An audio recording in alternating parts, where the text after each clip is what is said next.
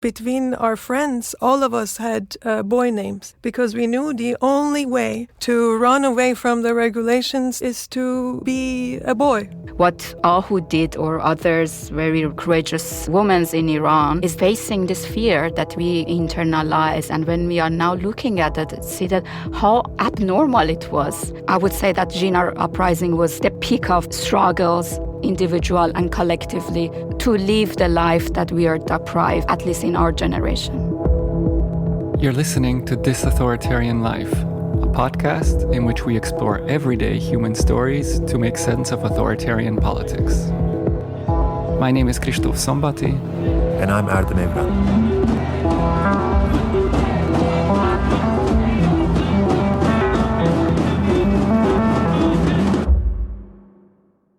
This episode was sponsored by the Rosa-Luxemburg-Stiftung and was produced in cooperation with the International Research Group on Authoritarianism and Counter-Strategies. So in the last episode, we explored the temporal origins of authoritarianism by asking how the past can exercise an influence over the present. And we looked at the case of East Germany. We had two guests, Elske Rosenfeld and Anna Stiede. They talked about the curtailed revolution of 89-90 and how that experience inscribed itself into the bodies of East Germans. Listen to the episode if you're interested. Now, in this episode, we'll continue to focus on the body and on revolution, but we'll turn our attention to another space and another revolution. So that space is Iran, and the revolution is from 2022. It's the so-called Jina revolution. And in this episode, we'll focus more intensely on the feminine body as an object of control, but also as a site of resistance. And we have two wonderful guests here. They're both from Iran. They're both women, and they both live in the diaspora. So I'll let Erdem introduce our first guest. Our first guest is Firoozeh Farvardin. Firoozeh is a feminist activist and a sociologist based in Berlin. And very recently, she took up a university assistant position at the political science department of the University of Vienna. She has written in particular on feminism and revolution, family politics and policies. Welcome to This Authoritarian Life, Firoozeh. Thank you very much. So our second guest is Yasaman, or as I'll call her, Yasaman Pishvaei, also from Iran. She studied fine arts and I think media in Toronto and lived in Canada, but has been living and working in Berlin since 2014. Her work is as a transdisciplinary artist and an arts-based researcher. Her work focuses on the ruptures of migration, the bodily experience of revolution, we'll hear more about that, and the repression and liberation of the female body.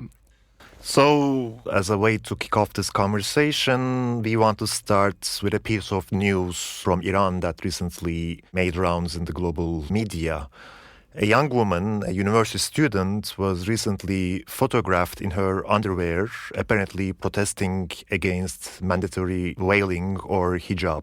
Even though it's not possible to know for sure about what happened to her later, there were reports coming from Iran that she may have been incarcerated at a psychiatric institution. And of course, this is very significant in that it also comes out in the wake of a series of nationwide protests that started in September 2022 after the killing of Jina Mahsa Amini by the state for not wearing the hijab properly in public.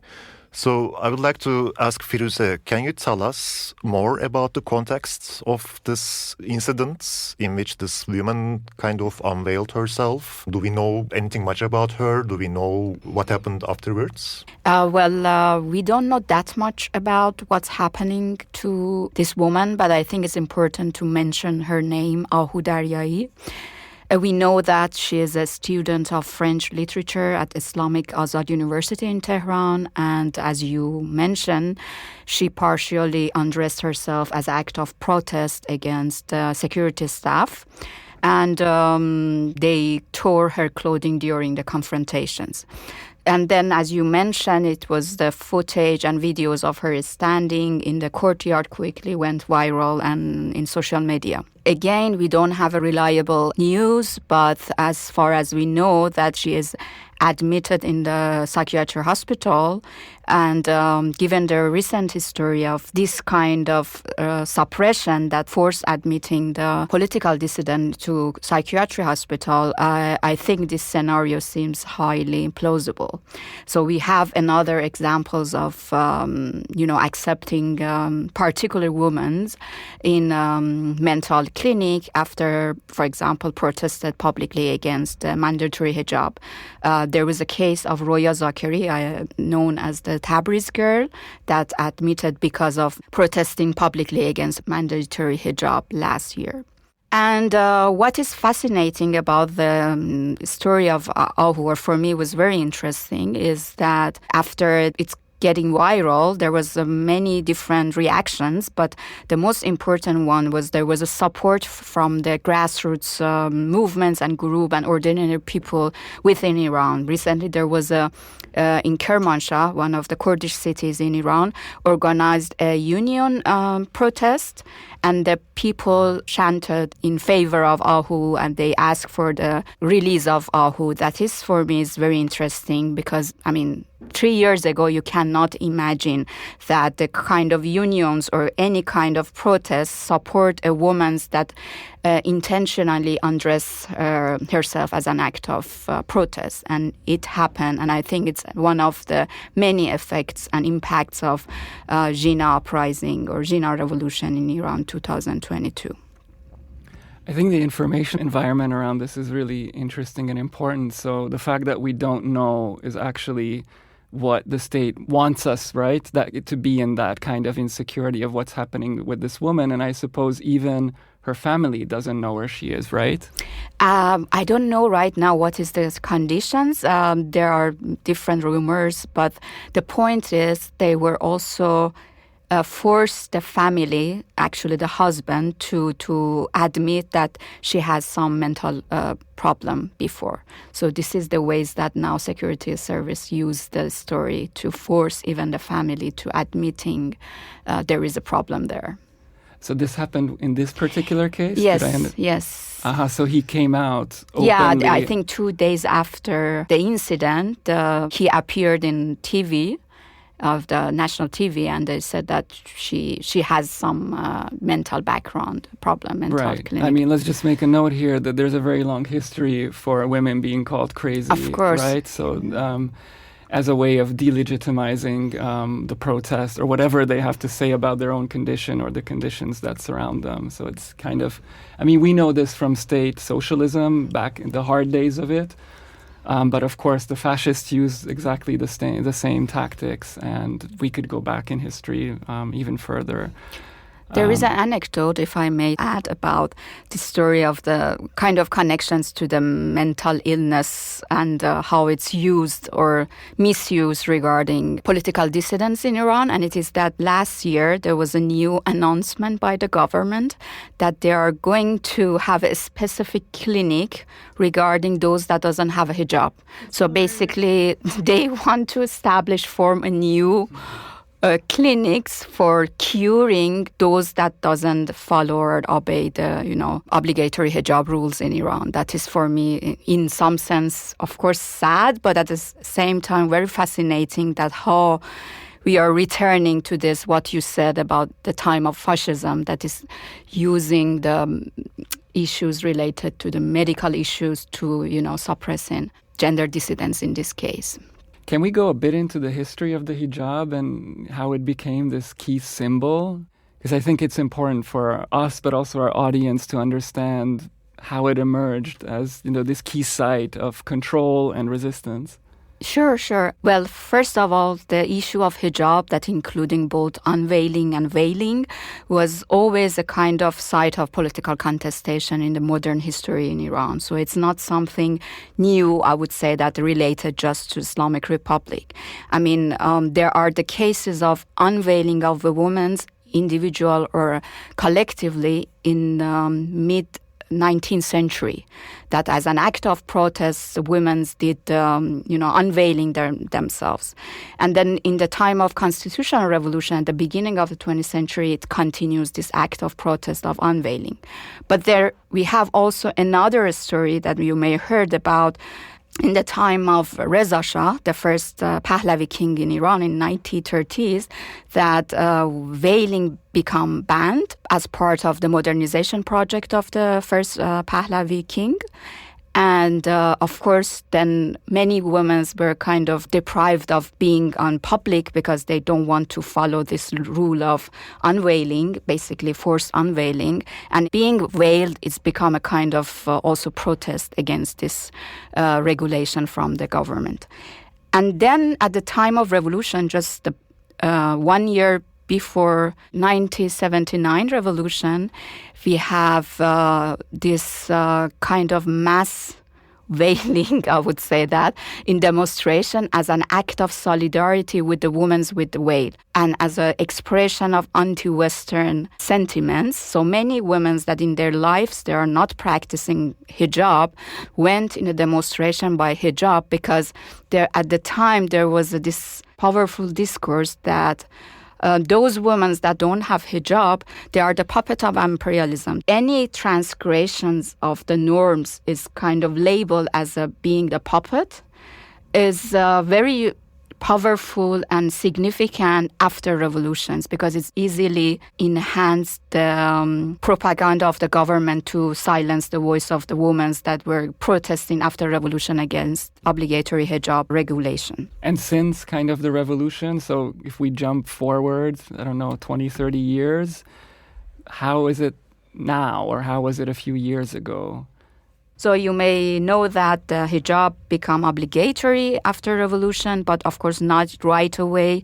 There was also the protest happening by the women that organized a massive demonstration in different cities right after revolutions against these rumors that they are going to make hijab obligatory, and also because of other gender policies of the new government after revolutions. But at the end, as I said, because of there were kind of among leftists and also among Islamists, there was a kind of agreement regarding the issues of women's and women's bodies are not important enough to take a considerations regarding their situations. They were silenced and suppressed. And officially, it was 1983 that hijab became obligatory, but in reality and in practice from 1980s, women barely can be outside without hijab. You, I think, mentioned to me at some point that your mother, for example, had this experience precisely before mandatory hijab became a legal issue already, like when it was a norm, so to speak, like walking outside without hijab was almost impossible. Almost yes. impossible. Yeah, my mother recalled that the last time that she was basically unveiled without obligatory hijab was that she was pregnant with me in, I think it was apparently 1981.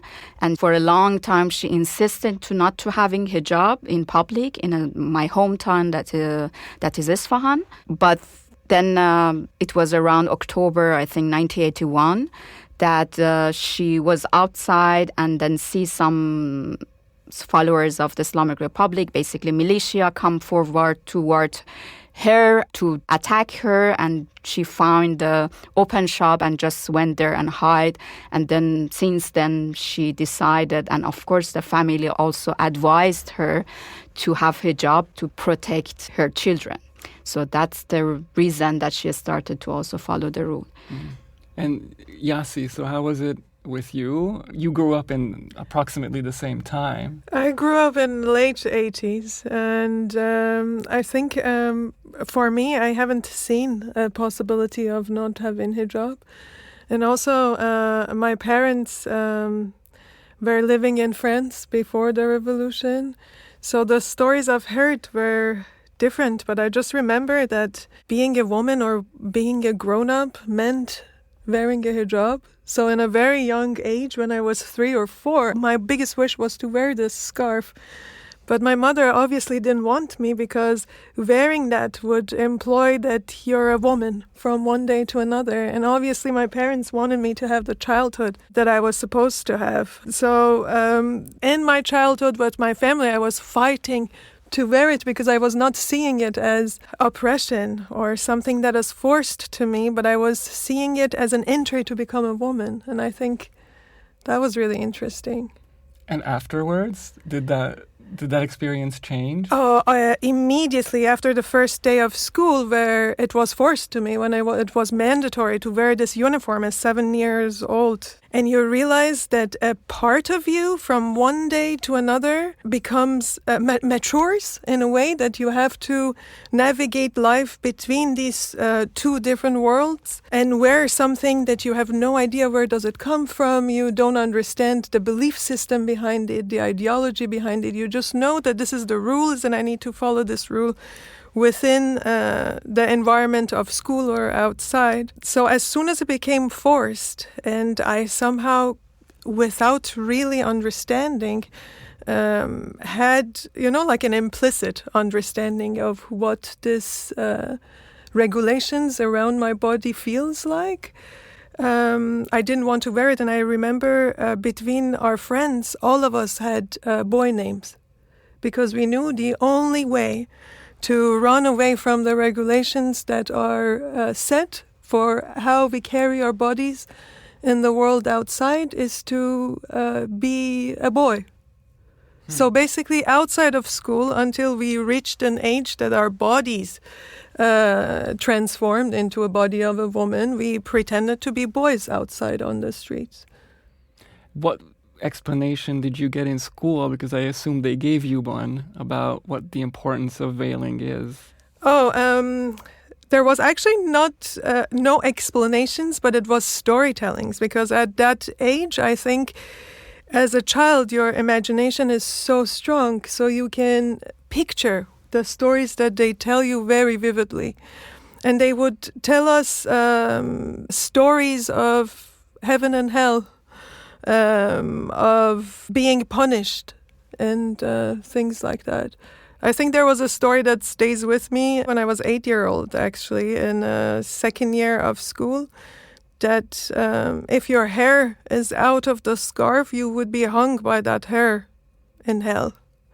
And I imagine that, and this fear was so embedded in us without really knowing what's going on, that I thought I need to have all of my hair out of the scarf so it would not rip and I would not fall when I'm hung in hell.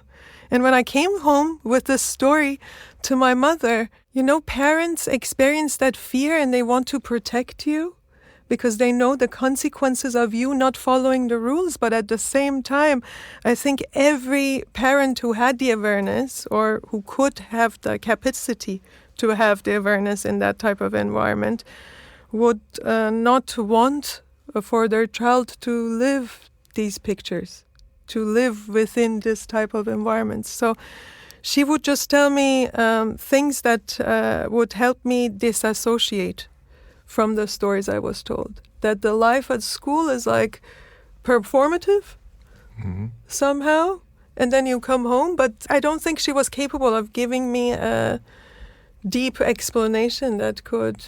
But just kind of pushing you to deal with it or navigate. Yeah, not to take it in, not to internalize, and somehow gamifying it for me in a way. So like a split life, one life in school where you perform the good girl. Yeah. And then you could be yourself at home. Yeah, but then, because this is the age of development where my sense of world and my sense of self is actually developing. So I had times that I was deeply influenced by the stories I was being told at school.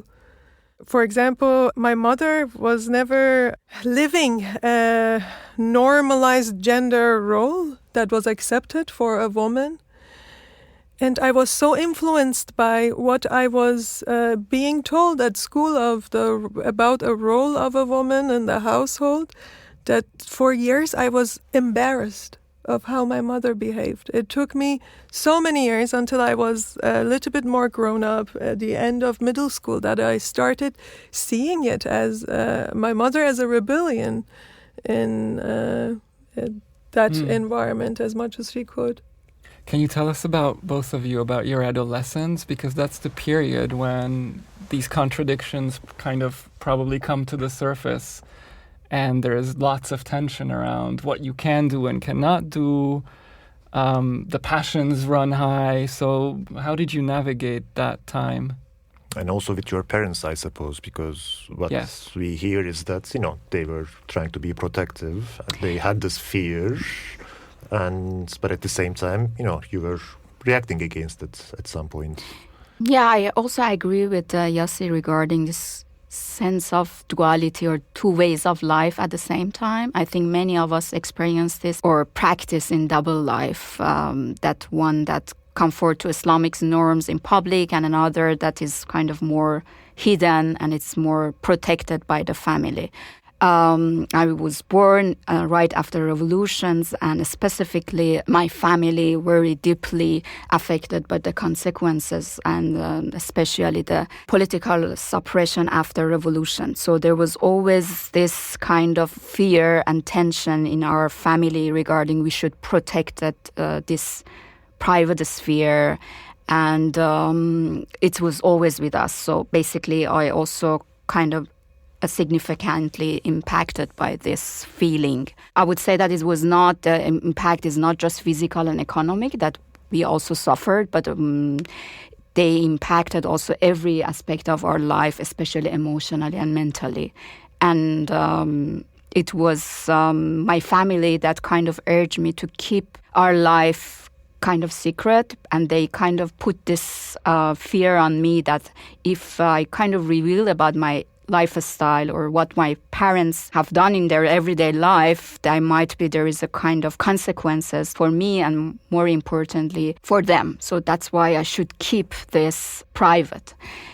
So basically what's happening is that I kind of veiling my identity, my ideas, my opinions. So the veiling or obligatory veiling, in my opinion, is just not a physical fabric or physical things. More importantly, it's something, a very complex mechanism of controlling and disciplining not only feminized bodies, but more importantly, the communities, the society, and your opinions.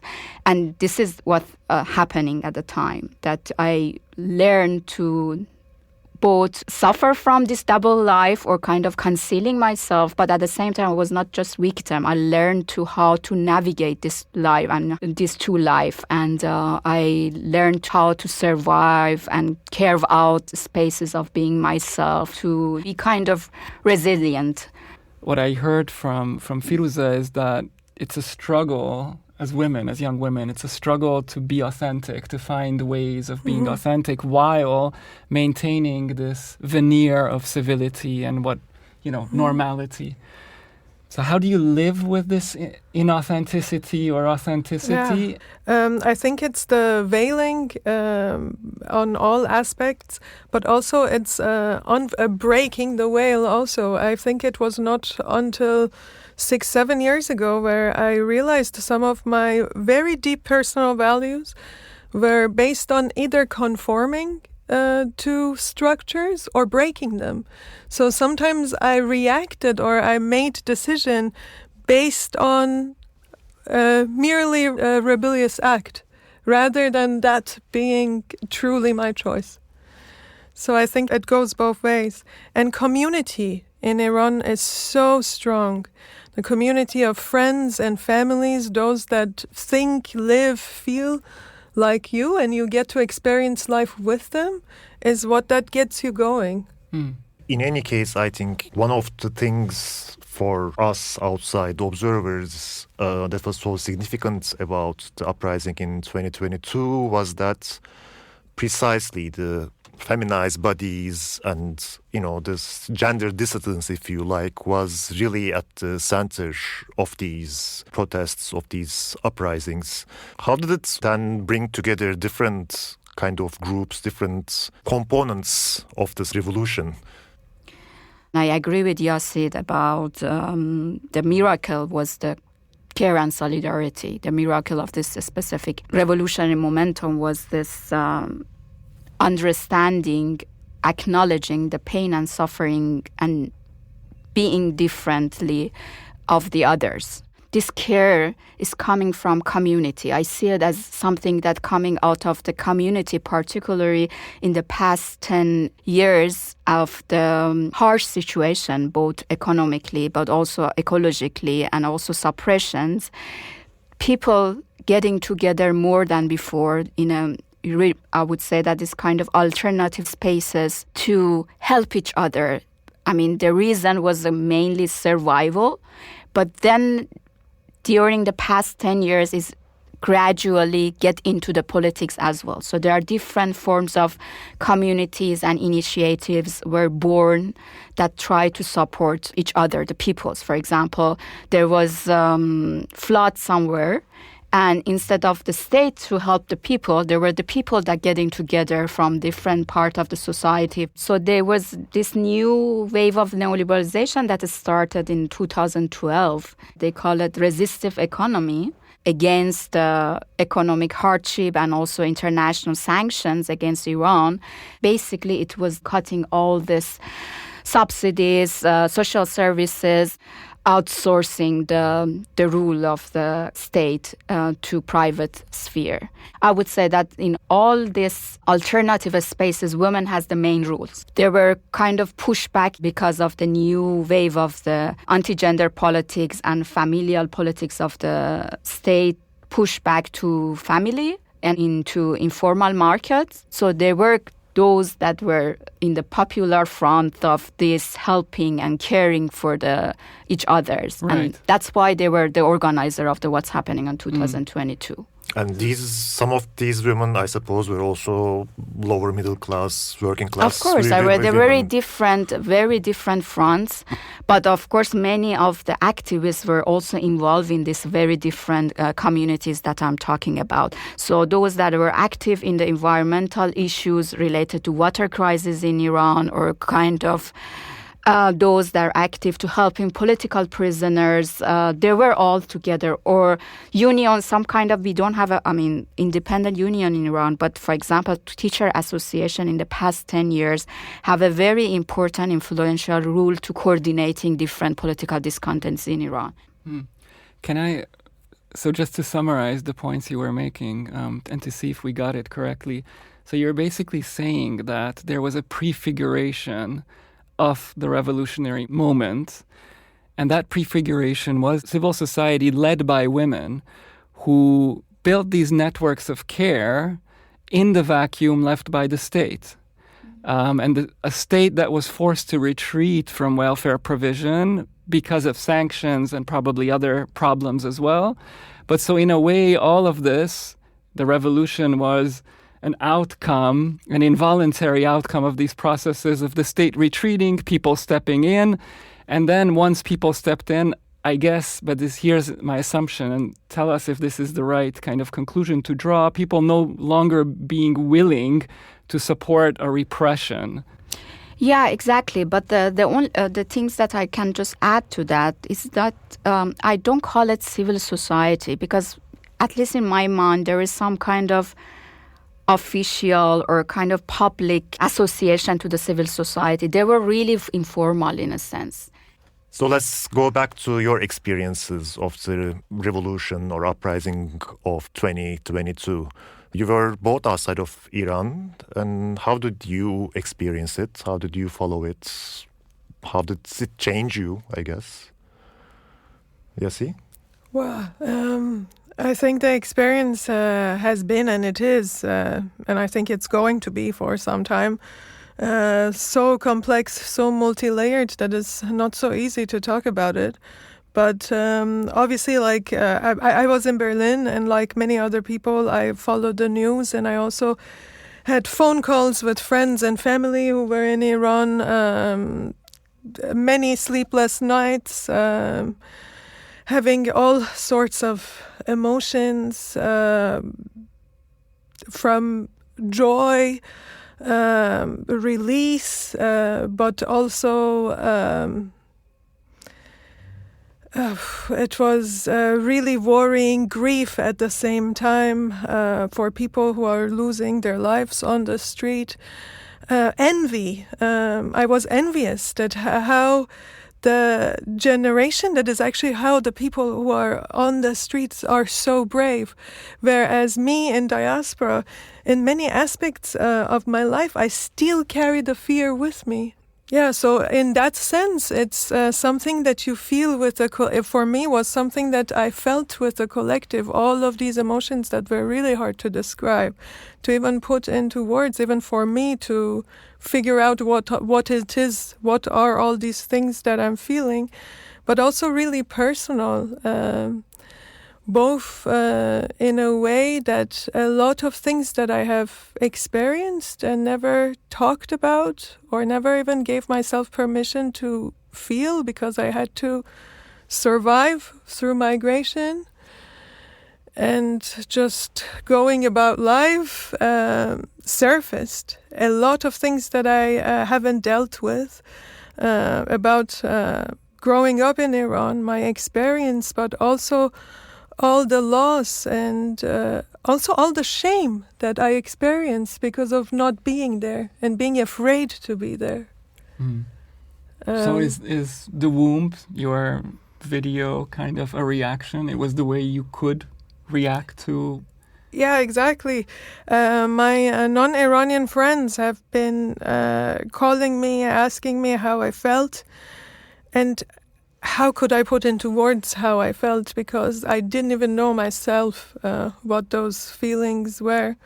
So I responded to it by creating this video with a sound that is really visceral, because there was something in my organs that were screaming, but this scream didn't have a voice, even though it was so loud that was deafening. So, like this two realities bleeding into each other, it was really hard to put into words. So I made that as an explanation. And talking about who, I can never imagine, like, probably I imagined it in my dreams. You also mentioned that, Firoozeh, how scary it would be to be naked in that society. But right now, I cannot sense it, and I have a deep longing for that. When I hear from my friends that they're walking on the streets without their scarf, I can imagine how would that feel like in their bodies, how would that influence the steps they take, how firm their knees are, or how many times they turn their heads to look around or behind them to see who's following them or not. What's this common dream that you mentioned? Do you want to say? Yeah, I mean, I think we talk about that, and apparently it is something that we are shared, and it's kind of shared in many of our generation's women's and feminized bodies, that we are either naked or not have a proper hijab, and we are confronting, for example, morality police, but we cannot cover ourselves or we cannot react properly. And in my case, it was really evolved. For example, it was, in the setting was in school, that I want to enter and to kind of hang out with my friends, but I couldn't because they didn't allow me to go, the school's administrators, to school, because I haven't had the hijab and my family are not obeying the Islamic rules or habitus, and that's why I denied. And then it's in university when I got more political and I was involved in social life, it's become more like, I'm naked or I don't have hijab, and then I cannot hide myself. And then I talk with different peoples, and it is the shared story of our generation. And the things that you also mentioned, Yassi, is that what Ahu did, or others very courageous women in Iran, is that facing this fear that we kind of internalize. And when we are now looking at it, see that how abnormal it was. And they kind of normalized for us to having this obligatory hijab that we also mentioned, that is not just a piece of fabric. It is a very different mechanism of the controlling your feeling, emotions, thoughts, and spaces and communities. And we kind of normalize this. And now with the Jina revolution, it's become abnormal again. It's not normal that life. And we want to live differently, different life. And I think it doesn't matter where we are. So was it similar for you? Yes, of course. I think it changed me. It changed the people that I'm in touch with. It even changed my relationships with my friends, with my family, and also my relationship to my body, and a lot of people that I speak to, their relationship with their body. Because not only when you're a woman, but this approach towards body, be it a female body or a male body or all genders, free from gender, creates a very deep separation, not only duality between mind and body, but a very big hierarchy between a mind and body. Your body becomes merely a vehicle to take you to places or basically fulfill your responsibilities. Biggest change that I feel personally, I can only talk that close and deep about my own experience, was my relationship to my body. I'm getting to know my body again. I'm reclaiming my body. Yeah. Is this something that's happening to your circle of friends and acquaintances in Iran? So they share this feeling of liberation, this experience? I think this rejection of authority in different levels is something that I heard a lot from different people that I talk. And it is not just about rejection or kind of, resisting the authority of the government and state, but also in family, in different social spaces. This is something that is very common of the people's talking about. They are not going to accept anymore. So it's a kind of as if it is the practice of liberated bodies. It's not about kind of wanting to be liberated. It is the performance of the liberated body and self-autonomous bodies that now just there. And I think it's not something that you easily can suppress it. At the end of my heart, I am still very optimistic about what's happening next. So when did you leave Iran? I left the country actually quite late, in my 30s, and it was 2013 that out of partly necessity and partly choice, I came out of Iran for continuing my education. So that's the context that I now live in diaspora. We haven't talked about men, but I think it's also important. So I don't know if you know men back in Iran, but I would be very interested to know how they have felt about this, if they have changed, whether their relationship to women has changed. I can say about my own family or the males in my family, as my parents, my father and my uncles, I really recognize the very huge differences, the ways that they are looking at us as a woman and our ability, and the ways that they also in general they are thinking about gender issues related to gender inequality. I mean, my family is very secular, kind of progressive, I would say that, but still patriarchal rules and ideas was there.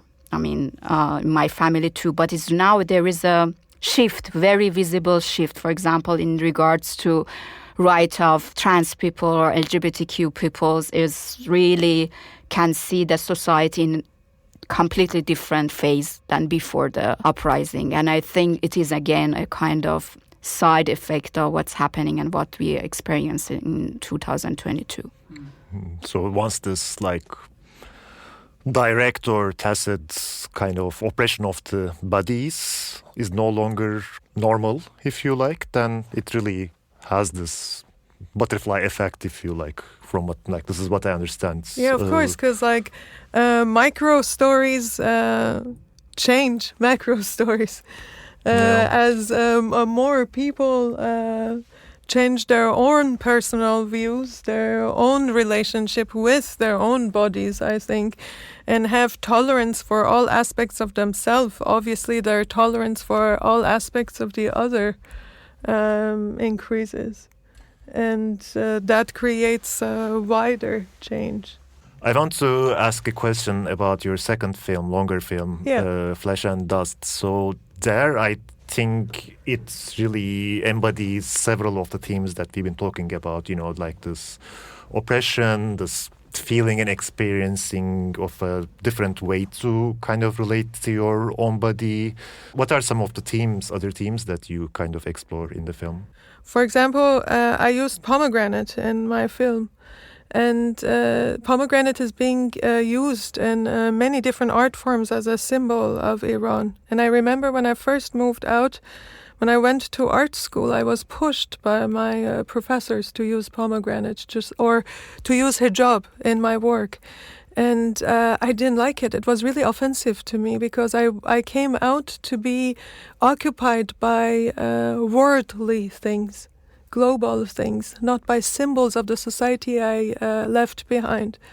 But in this film, I came back to the symbol of pomegranate because I wanted to re-see it, re-feel it. And this time I didn't find things that are very general symbolization of the pomegranate, but actually the multi-layeredness of its texture very much reminded me of the multi-layeredness of the experience of women in general. So that was, you see also me wearing the school uniform in that film. Having hijab in my artwork was something that I always ran away from because I thought this is something that is interesting to the Western world because it seemed exotic. But this time was my own experience. I was interested to go back and really, truly, deeply understand how it felt like. And to be able to show the feeling and sensation of being in it, not something that is far and unreachable. And through that, discussions open up. And I get to have conversations with people. And I think conversations and connections we build that is beyond the generic conversations that are accessible to all of us through media is the way I like to stay connected. Thank you to both of you. Thank you. Thank you.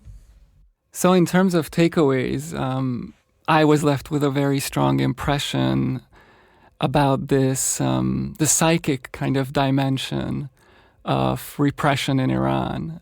We heard from Yassi and Firoozeh how it creates this double consciousness or split personality that is extremely difficult to deal with in everyday life, and that families also struggle to deal with how to protect adolescents and young women, and then young women kind of trying to still find spaces where they can have an authentic existence. I found that extremely strong, and I think it would be great if we could explore that a bit further and dig a bit deeper into the psychic dimension of authoritarianism. So that was my number one takeaway. Absolutely. One of the things that I find so striking is that precisely the regime, the Islamic Republic, when it imposes this mandatory, obligatory wailing, it is not only a way to control the bodies of the women, but it also pushes certain ways of feeling, certain ways of seeing, certain ways of thinking. And the revolutionary moment or revolutionary momentum is precisely the affects such as fear, control, self-censorship. All these affects, all these emotions kind of disappear or transform into something else. And finally, we talked about the peculiarities of the Iranian history and politics with regards to wailing and unveiling. But at the same time, several things that our guests mentioned really resonates with our Central Eastern European context and other Middle Eastern contexts, from the pathologization of dissent to the central role that gendered bodies, gender dissidents play in oppositional revolutionary politics. And in that sense, I think Iran is not this kind of exceptional case, but it really speaks to the other kind of authoritarian experiences that we have discussed so far and will continue to discuss in this podcast. This episode was sponsored by the Rosa Luxemburg Stiftung and was produced in cooperation with the International Research Group on Authoritarianism and Counter-Strategies.